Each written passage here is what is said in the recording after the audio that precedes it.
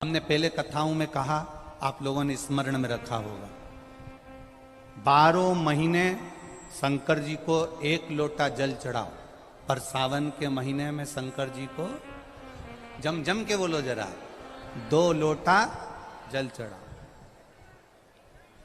शिव जी को 2 लोटा जल।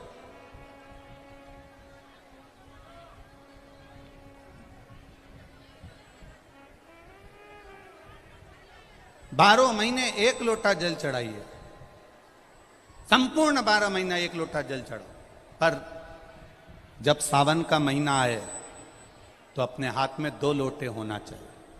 भले 1 लोटे के ऊपर दूसरा लोटा रख के लेके जाओ, मंदिर में जाओ, अंदर पहुंच जाओ, दोनों लोटों को हाथ में ले और दोनों की धार एक साथ मेरे देव अधिदेव महादेव को समर्पित करो।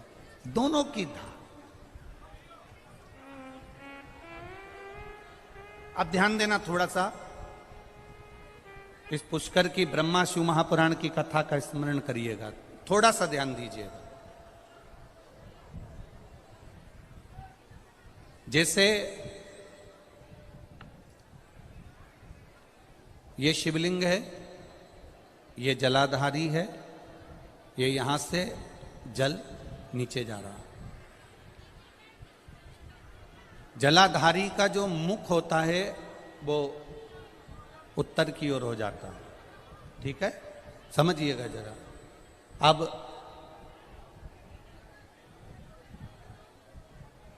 अगर मान लो लड़का 35 साल का हो गया, 36 साल का हो गया, बेटी की शादी नहीं हो रही, 35 साल हो गए, 36 साल हो गए, 40 साल हो गए, देवर देव की शादी नहीं हो रही है, किसी की शादी नहीं हो रही है, तो उसको समझना है सावन के महीने में आप जो 2 लोटा जल लेकर जा रहे हो, उस जल को जहां जलाधारी से पानी बाहर बह रहा है, जहां जलाधारी से, जैसे ये शिवलिंग है, ये गोल जलाधारी, यहां से पानी बह रहा है, तो जल चढ़ाते समय जब आप जल को समर्पित करेंगे दोनों लोटे से, तो धार यहां से लगाते हुए धार को आपको इस शिवलिंग पर पूर्ण समर्पित करना है।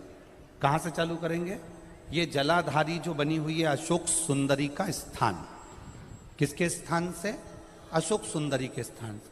अगर लड़के की शादी, लड़की की शादी ना हो रही हो, 35 साल, 40 साल, 42 साल के हो गए, विवाह का कोई योगी नहीं बन रहा, 28 साल, 30 साल हो गए, बहुत प्रयास कर लिए, तो एक सावन के महीने का नियम, 2 लोटे जल लेकर देवाधिदेव महादेव के सामने जाइए। यहां अशोक सुंदरी वाली जगह से दोनों धार एक साथ चढ़ाना प्रारंभ करिए और करते करते वो धार शंकर भगवान के शिवलिंग पर ले जाकर छोड़ दीजिए। ये सावन के महीने के अगर आपने मात्र 7 दिन भी लगातार अगर ये धार आपने चढ़ा ली है, तो देव अधिदेव महादेव की कृपा से 3-4 महीने में सूचना आपको प्राप्त हो ही जाती है। जल की महत्वता, बोल बम का नारा है,